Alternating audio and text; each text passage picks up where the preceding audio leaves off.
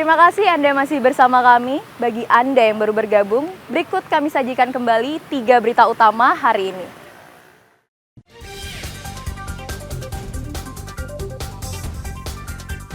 Tembok Balai Konservasi Penyu di kawasan Pantai Sabe Gianyar jebol akibat abrasi.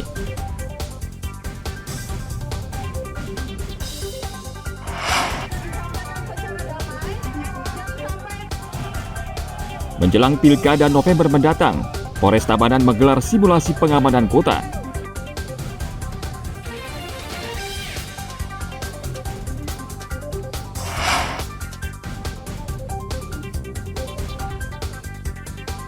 Jangan lewatkan mencoba lawar nyawan khas bumbu Bali di Sangeh, Badung.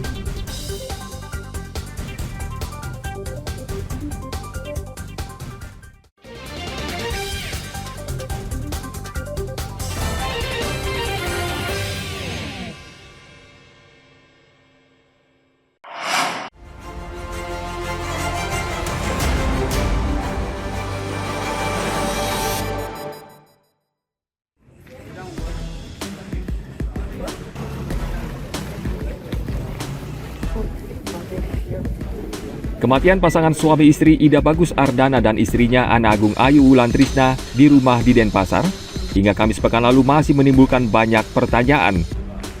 Pasangan suami istri ini diperkirakan meninggal sekitar 3 atau 4 hari yang lalu. Salah satu anak korban mengaku mendapat firasat buruk ketika kedua orang tua mereka tidak menjawab saat ditelepon. Bersama aparat kepolisian dan warga setempat, mereka mendobrak pintu rumah dan mendapatkan kedua orang tua mereka sudah tewas membusuk.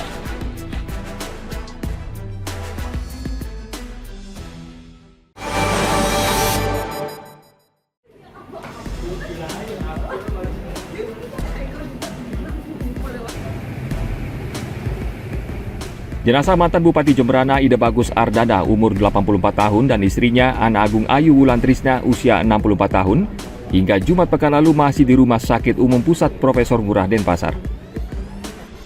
Tim forensik menemui kendala untuk melakukan autopsi untuk mengungkap penyebab kematian karena jasad kedua korban sudah membusuk.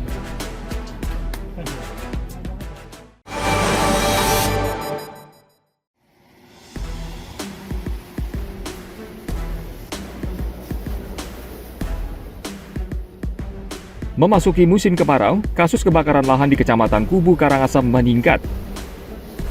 Dalam 3 hari terakhir, terjadi 4 kebakaran lahan di sejumlah desa di Kecamatan Kubu. Proses pemadaman berlangsung hingga malam hari, agar kebakaran tidak meluas. Kebakaran terjadi di Candi Gehe, Banjar Beluhu, Desa Dukuh, dan dekat perumahan warga dan vila di Banjar Dinas Kubu, Desa Kubu.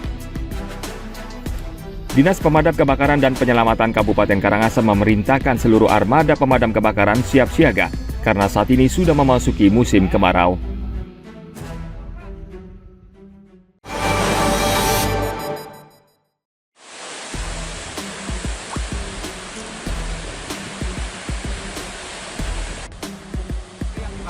Tim forensik Rumah Sakit Umum Pusat Profesor Ngurah berhasil mengidentifikasi 1 dari 5 korban tewas kapal tanker Elizabeth I yang meledak dan terbakar pada Rabu pekan lalu. Dari pencocokan dan data kepolisian, korban bernama Rizky Dwi Putranto berusia 27 tahun. Ia bertugas sebagai masinis. Sementara itu 4 jenazah lain belum teridentifikasi karena masih menunggu keluarganya untuk mencocokkan data antemortem. Kapal tanker Elizabeth I Rabu pekan lalu terbakar di perairan Manggis, Karangasem. Sebelum terbakar, terdengar beberapa kali ledakan dari ruang mesin.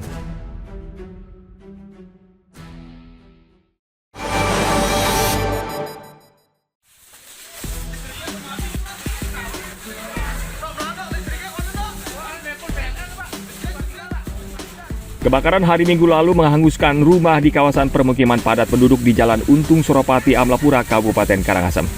Api dengan cepat membesar dan membuat warga ketakutan. Petugas pemadam berusaha keras memadamkan api agar tidak merembet ke rumah lainnya.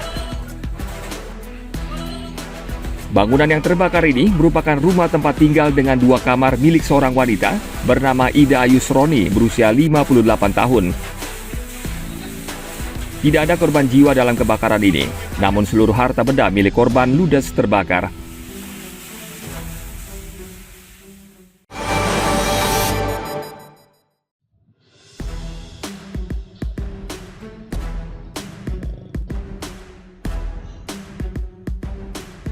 Jumlah kasus demam berdarah dengue DBD di Kabupaten Bangli berangsur menurun seiring memasuki musim kemarau. Menurut data Rumah Sakit Umum Daerah Bangli, sebelumnya jumlah penderita DBD melonjak hingga 183 orang pada bulan April. Namun hingga bulan Agustus jumlah pasien yang dirawat di rumah sakit ini menurun hingga tersisa 7 pasien DBD. Meski saat ini jumlah kasus yang dirawat menurun, RSUD Bangli tetap siap siaga mengantisipasi jika terjadi lonjakan pasien DBD. Saat ini RSUD Bangli memiliki 218 fasilitas ruang inap dengan petugas medis dan perawat yang sangat memadai.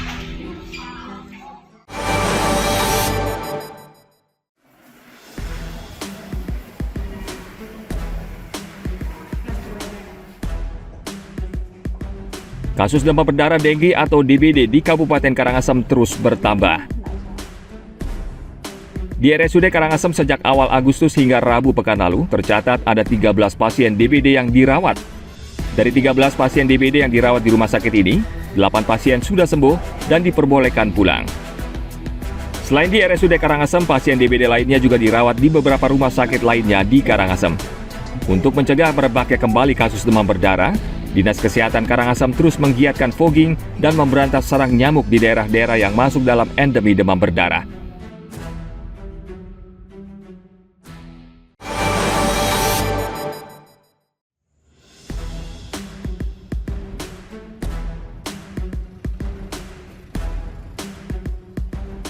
Antrean kendaraan mengular di sejumlah SPBU di Kabupaten Karangasem akibat kebijakan Pertamina membatasi pasokan BBM jenis solar ke sejumlah SPBU. SPBU di Jalan Besaki, Nongan misalnya, pengendara truk dan mobil memilih antre berjam-jam di SPBU daripada harus mendorong mobil mereka akibat mogok di tengah jalan. Mereka mengaku sudah berkeliling ke SPBU lainnya, namun tetap sulit mendapatkan BBM jenis solar. Menurut pengelola SPBU, dalam seminggu biasanya SPBU menerima 9 kali pasokan solar dari Pertamina. Namun belakangan jumlah pasokan dikurangi menjadi 7 kali seminggu.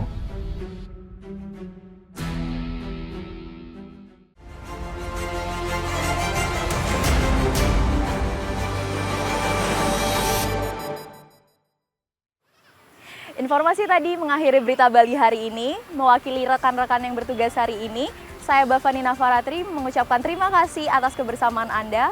Sampai jumpa, matur suksema.